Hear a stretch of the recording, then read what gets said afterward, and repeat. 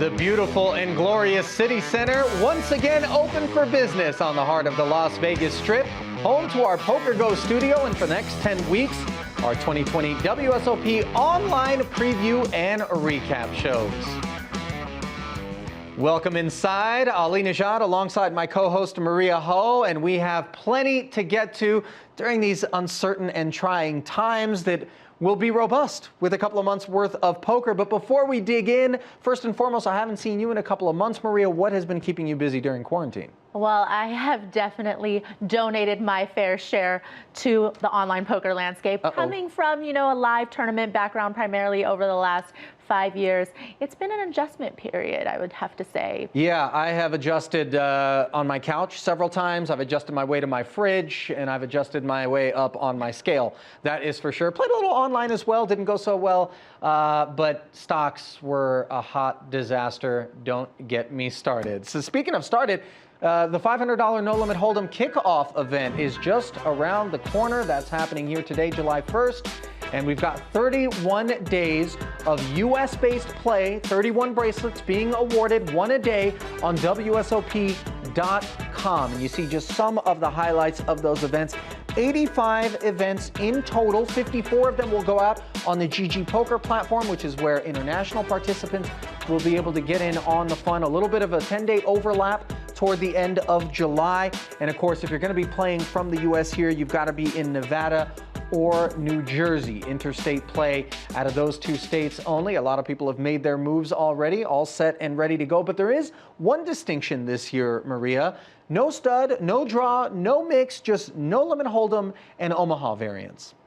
Yeah, well, I'm sure you're pretty disappointed about that, but No Limit Hold'em, Omaha, of course, the more popular variants.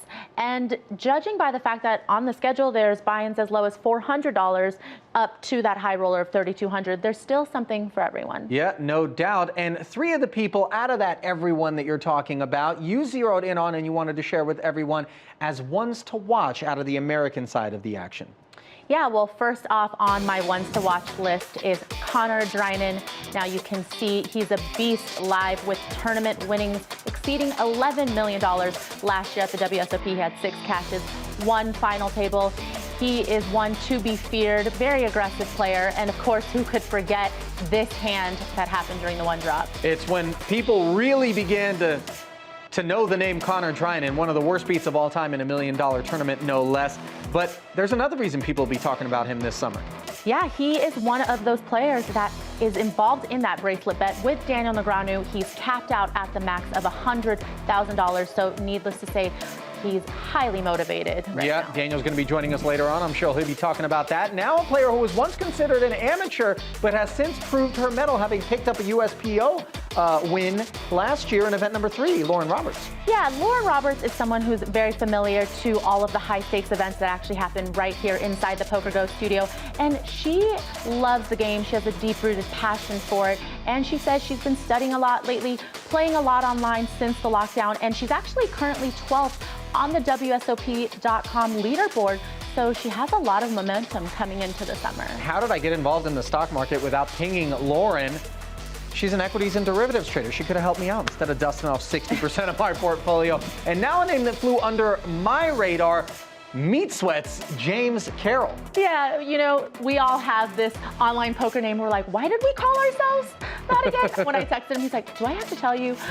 His career live tournament earnings are over $4 million. He actually has 2 WPT titles to his name. And back in the day when I first started playing online poker, I remember James Carroll as being a very tough opponent, and he has still continued to work on his online game. Yeah, and online, obviously quite a bit different than the live streets, perhaps a little bit more technical, fair way to describe it? Yeah, definitely. Online now is super tough, and I think the best players are constantly working on their game. So I think leading into the WSOP.com online, you might see some people emerge that you may not have heard of on the live scene, but they have been doing a lot of work behind the scenes. Yeah, very much looking forward to the emergence of some of those people who have been sort of dwelling in the lab, in front of the screen, coming out party for sure for them. Now, as we zoom out from the American players, obviously there's going to be a lot of international participants on the GGPoker site, 54 bracelets awarded there. Let us zoom out to the online legends of all time, tournament and cash.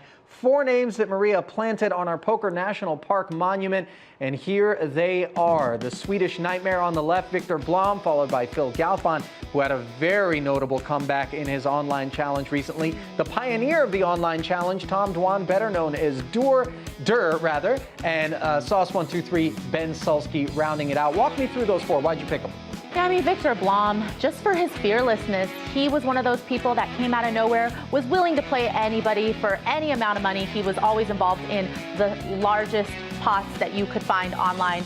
Phil Galfond, I think he really solidified his name with his 900K euro comeback against Benny Vidi in his own Phil Galfond challenge that just finished up. Proved the naysayers wrong, didn't he? Yeah, and Tom Dwan, I mean, he was someone who got people really hyped to watch and rail those nosebleed games back in the day, and he was always someone that people were really excited about. And for Ben Sulsky, I think he's had a lot of longevity in his cash game career. He is one of the players that I think a lot of his peers highly respect, so got to put him up there. There were some other names, though, back in the day that really made their mark online. The Brian Townsends of the world. Ivy was certainly in those streets. Who else would you stick up there if we gave you a little bit more Rushmore to work with? Yeah, I mean, Antonius as well. He brought a lot of hype with his name and with his play online. Dan Cates, there's a lot of people I think that are, you know, in that peripheral that I think everyone is always going to say, you know what, I've heard of him, and he's a player that I think people won't forget. Those are the names that shepherd us into the online nosebleed arenas, and we have a shepherd of our own. Let's send it to Norman Chad with perhaps some people that we don't need to watch for. Yes, there are 85 online bracelets available this summer. But let me tell you the top 5 players most likely not to win a bracelet. Number 1, Doyle Brunson. Hey, I love Texas Dolly. But I will say this, if you could win one on Twitter, he'd be a 10-time champion again. Number 2, Todd Brunson. He's a restaurant owner now. I mean, at these days, he's got the poker skills of a busboy.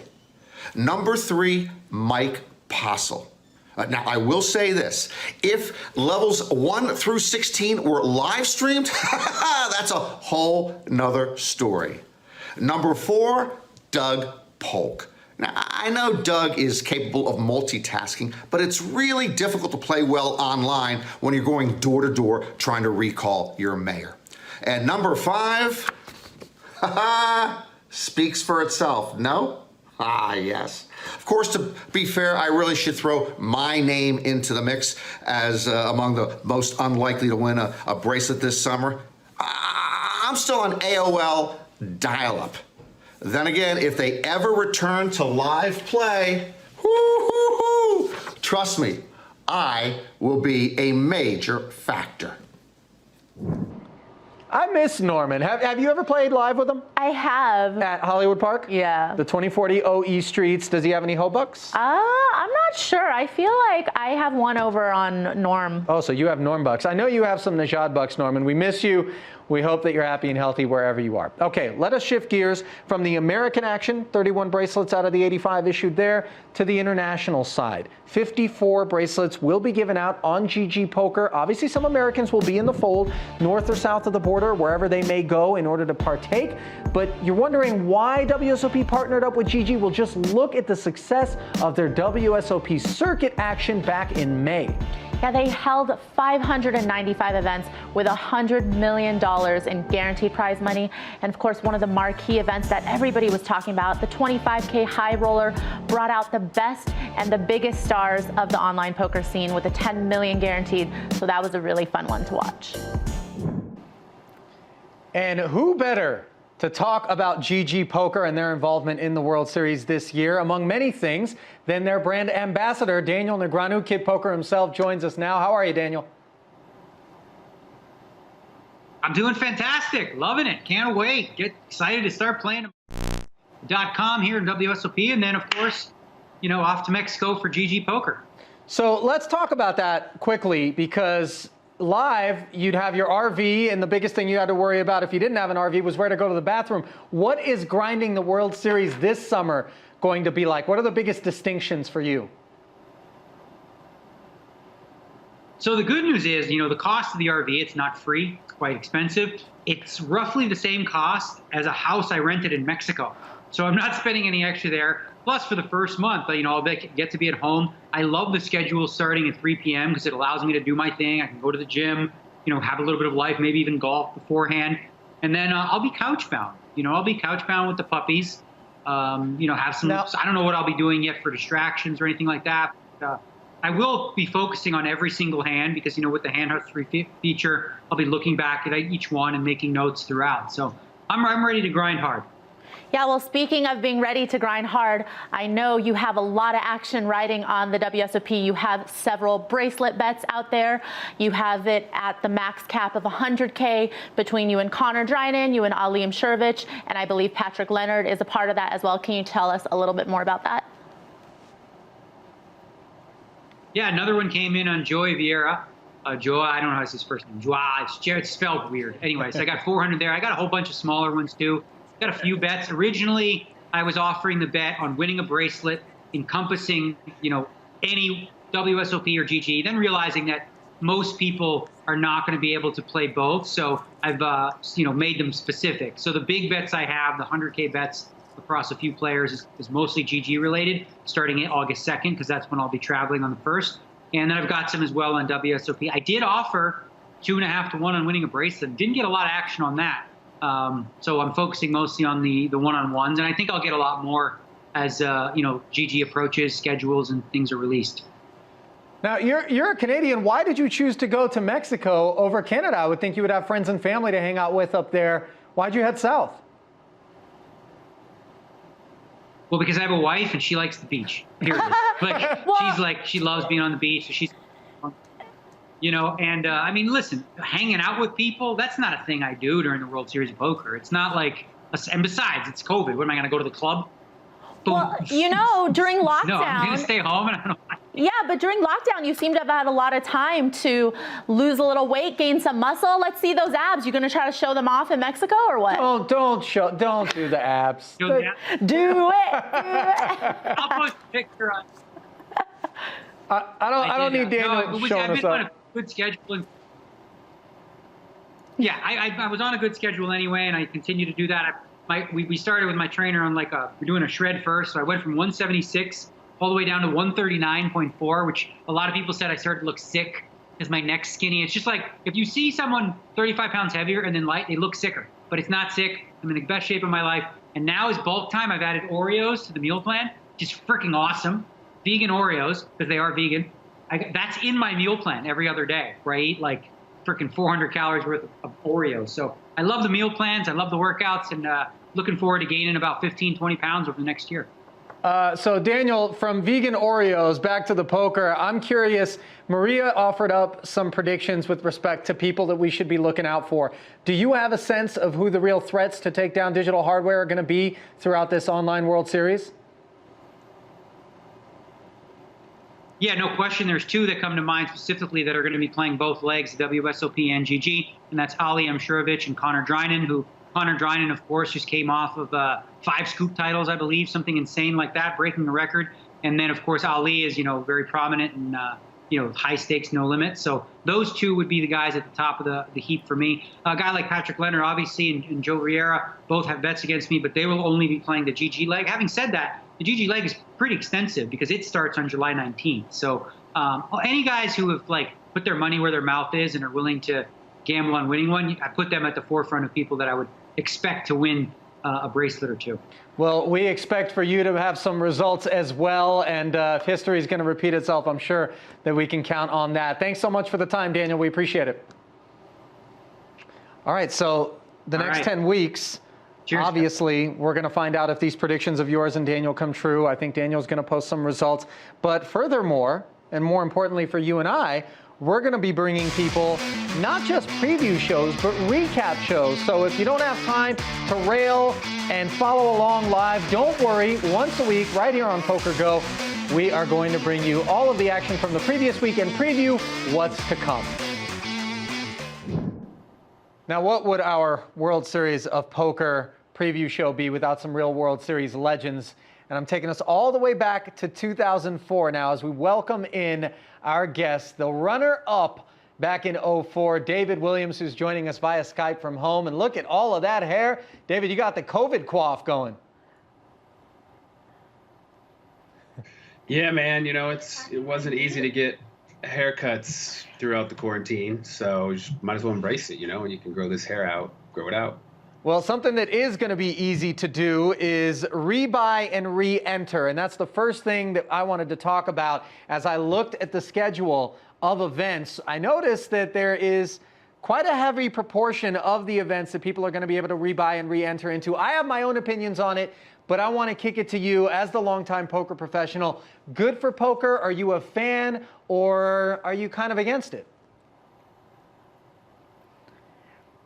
Well, I mean, I just roll with the punches, you know. I play what's offered. I think personally, I would prefer there not to be re-entries and for there to be more events per day, maybe like one at noon, one at 3, similar to what we see in the live World Series of Poker. But there's a lot of re-entries in some of those events anyways, so I guess it kind of mirrors that.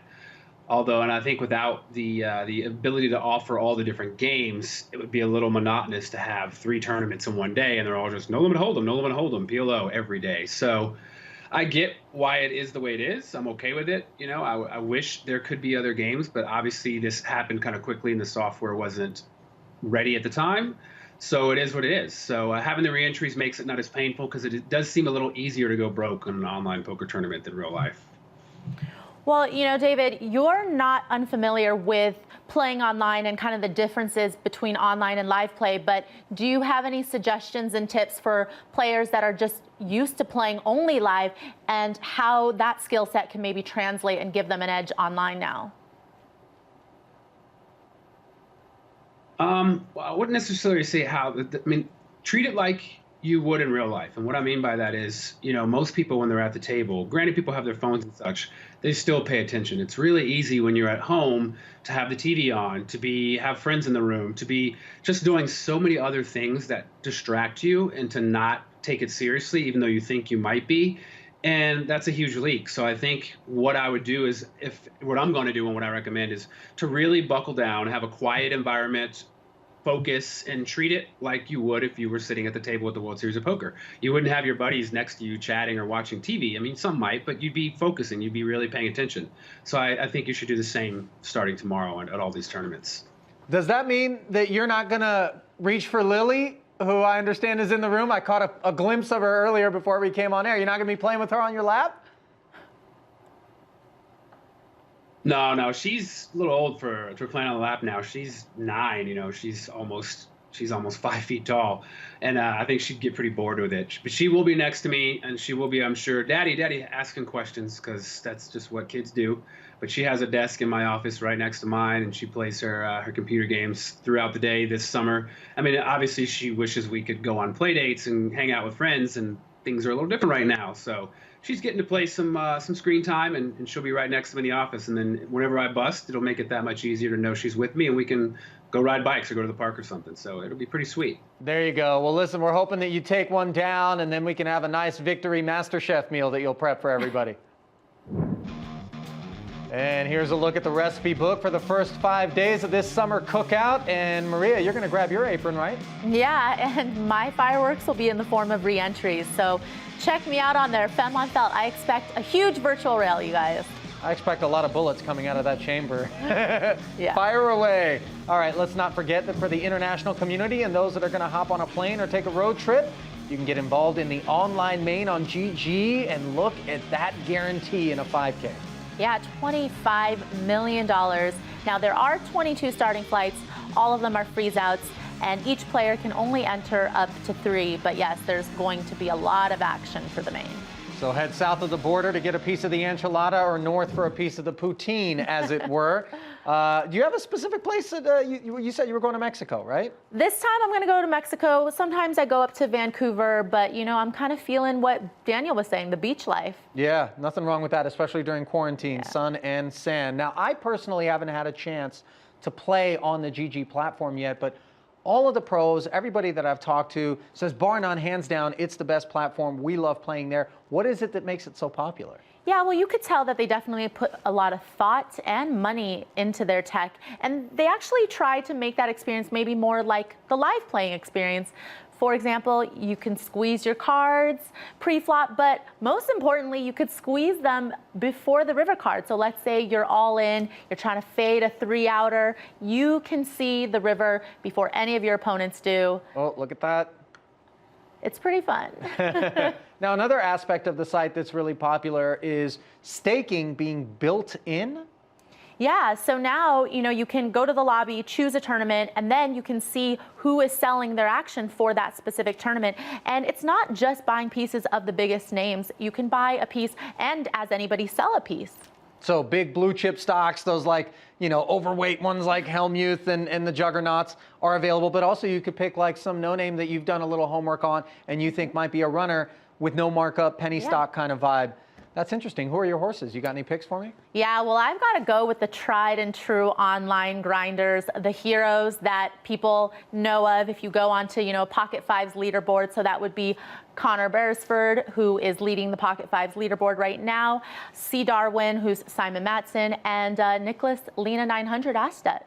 And where did you get those names? Are you doing homework? Are you like reading charts and graphs and things? I might have a couple drafts going for the online series. So you're dangerous. You're a heck of a trainer. You're trying to take down the poker Triple Crown. For me, I've done zero homework whatsoever. All I'm doing is thinking about the guys that impress me the most when I'm in the booth, and that would be Stephen Chidwick and Jason Kuhn. I feel like they show up, they come to play, they go hard. I don't know how many of these events they're going to play, if they're in the country, out of the country, if they're moving around to make it happen. But I feel like you can never be on the losing side if you throw a little money at those two horses. All right, that brings the curtain down on our very first preview event. Certainly plenty will happen between now and the next time we join you guys. We've got 9 more of these things, so don't forget to join us each and every week here on Poker Go. Certainly hope you enjoyed this one as much as we did. On behalf of Maria, I'm Ali Nejad saying so long. We'll see you next week.